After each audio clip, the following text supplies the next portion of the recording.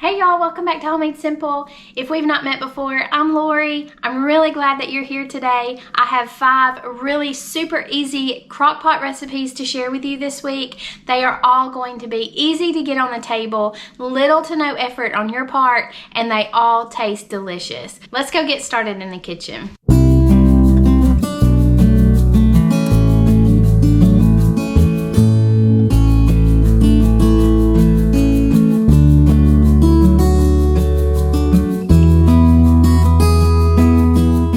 Okay, first up, I'm just going to go ahead and get the chili out of the way. If you live in the South and it gets anywhere below 85 degrees, it's like a rule that you have to have chili. I don't know, but I felt this incessant need to have a crock pot full of chili cooking this weekend. So I'm going to start with 1 pound of ground beef, and I am going to add some onions. I am using an organic 85/15 ground beef from Aldi. I use this regularly, so I know that I'm not going to have to drain any fat off of this meat. That's why I'm going to go ahead and season the beef now as well, just to give the meat a little more flavor.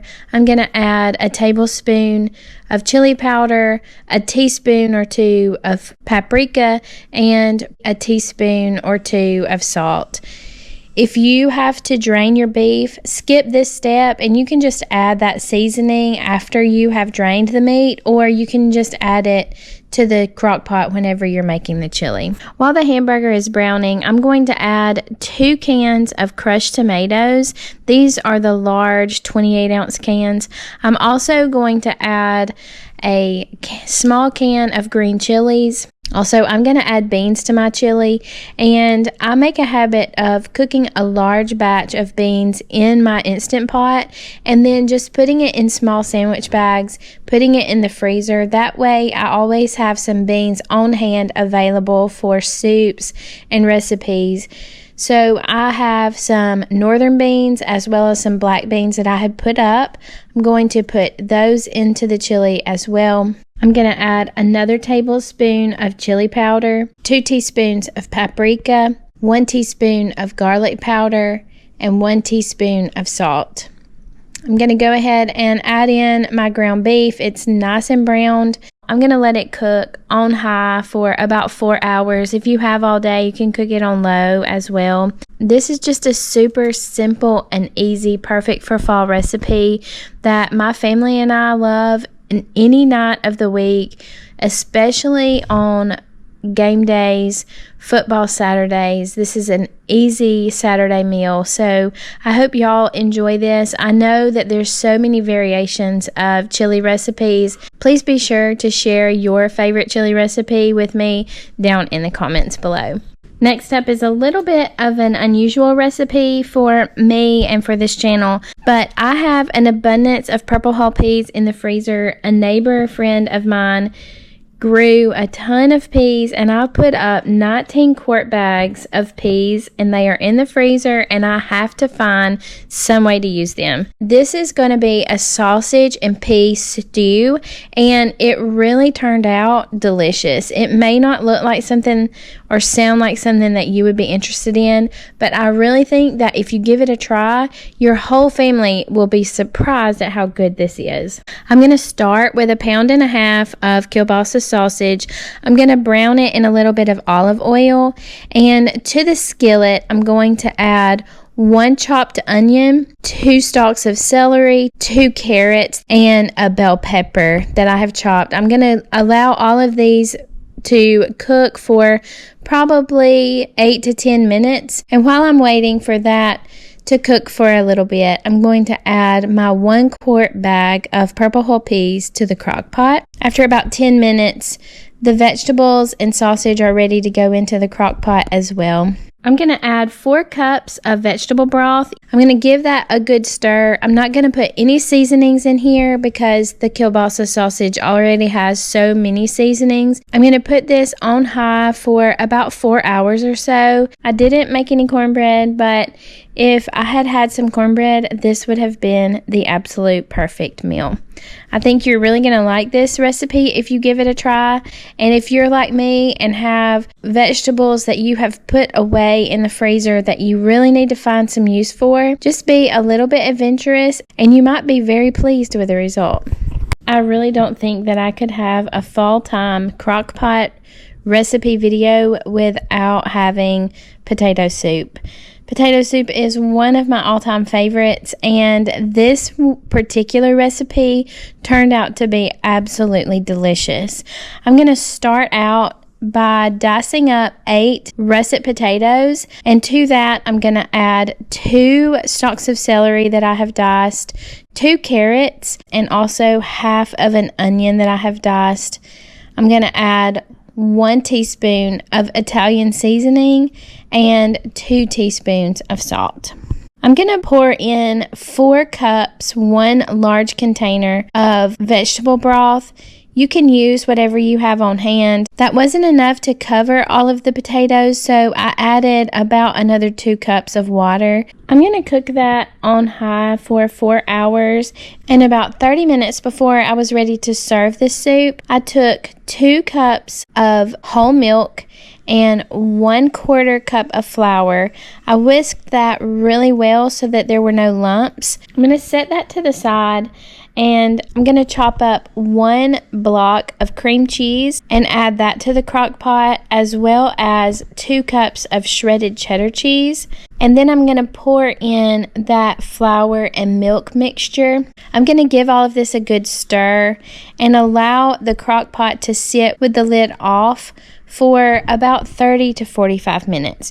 This is going to allow it to get nice and thick and also give the cream cheese time to melt.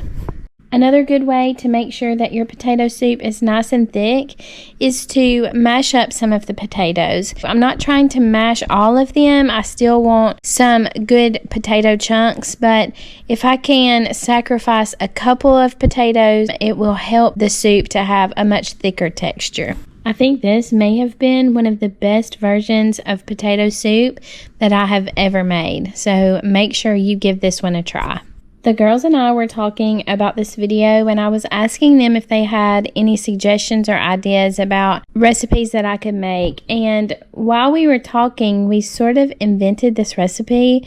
So I think all 3 of us were really excited that it turned out to be as good as it was. I'm going to start by pouring 2 cups of rice in the bottom of the crock pot. I'm going to add 4 cups of broth, 3 chicken breasts, 1 teaspoon of salt, 2 teaspoons of parsley, 1 teaspoon of garlic powder, and 1 teaspoon onion powder, 2 teaspoons of dill weed, and 1/4 cup of dry milk powder. I'm going to put on the lid and cook this on high for 4 hours.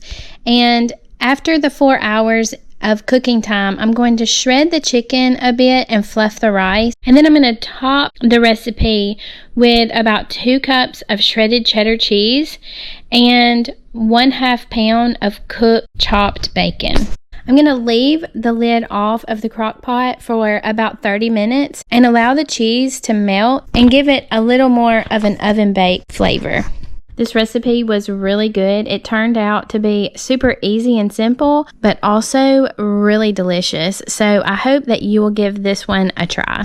Our last recipe for this week is a pineapple pork roast. I have never had anything like this, and so I was anxious to see how it would turn out. I went ahead and browned each side of the pork roast in a little bit of the bacon grease left over from last night's meal.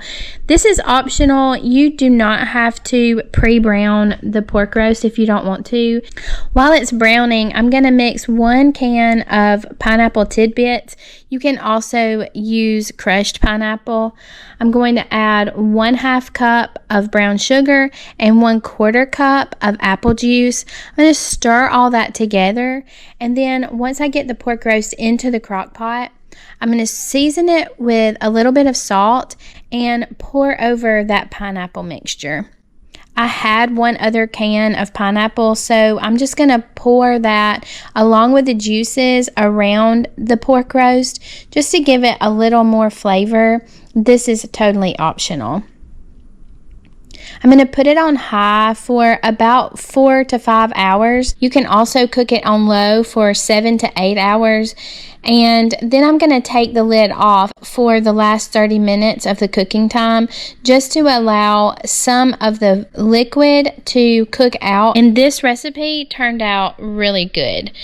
I didn't know exactly what to expect. I think that this can be a really good base for a barbecue sandwich. You can shred it up, put it on some bread, and add some barbecue sauce, and I think this would be really good for that too. I hope you enjoyed today's video.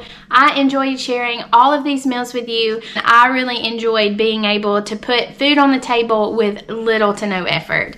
I hope you will share your favorite fall crockpot meals with me so that I can add them to future videos. And speaking of future videos, I'm so excited about how close we are to 20,000 subscribers. And whenever we hit 20K, I'm going to do a giveaway video highlighting all of my favorite Amazon products. So be sure that if you haven't subscribed, you go and subscribe now, and also share the channel with your friends and family so that they can subscribe too. I'm really excited about the prospects of our channel and our community that we are growing. Thank you for all of your support. I hope that you have a wonderful week. I love you, and I will see you again next time.